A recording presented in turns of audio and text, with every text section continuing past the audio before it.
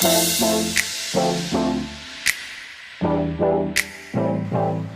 में मैं एक सवाल और पूछना चाहूँगा।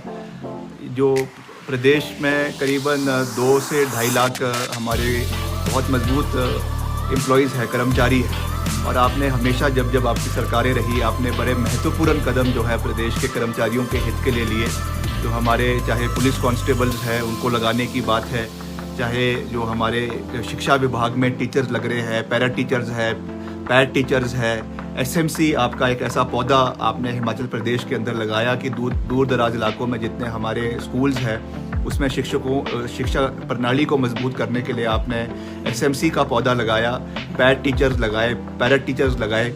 अभी सुप्रीम कोर्ट का एक बड़ा महत्वपूर्ण फैसला आया है जिसमें उन्होंने जो है इसको मान्यता प्राप्त करवाई है और प्रदेश सरकार को ये निर्देश दिया है कि जल्द से जल्द जो है इनको जो है वो रेगुलराइज किया जाए।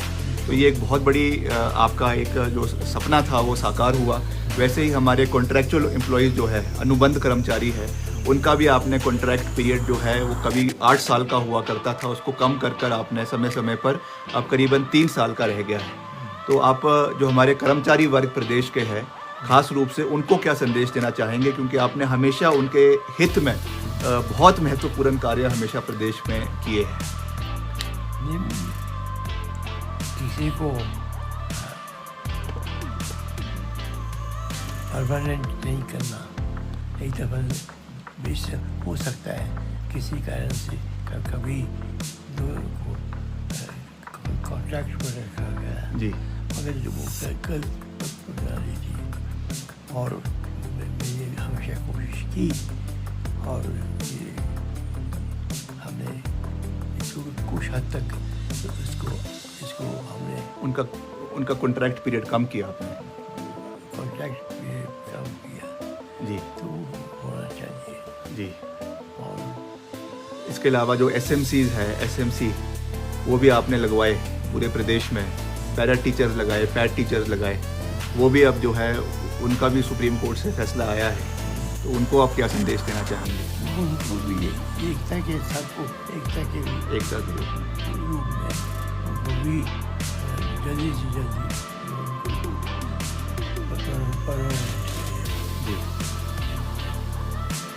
और जैसे हमारे जो हमारा जो रिक्रूटमेंट होती है वो चाहे पब्लिक सर्विस कमीशन के द्वारा हो रही है, चाहे वो हमारा जो हमीरपुर सर्विस सिलेक्शन बोर्ड है, हमीरपुर में सबॉर्डिनेट सर्विस सिलेक्शन बोर्ड है, उसके माध्यम से हो रही है, उसमें भी मेरिट के हिसाब से युवाओं को आगे बढ़ने का मौका मिले, ये बहुत महत्वपूर्ण है।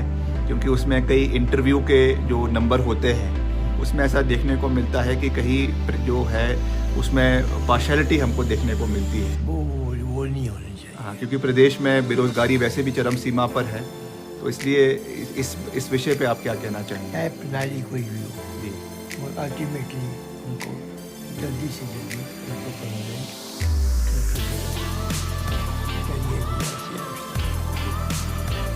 आप सबका मैं एक बारी फिर से बहुत बहुत धन्यवाद करता हूँ और राजा वीर भद्र सिंह जी की ओर से भी मैं बहुत बहुत धन्यवाद आप सबका करता हूँ। जय हिंद, जय हिमाचल।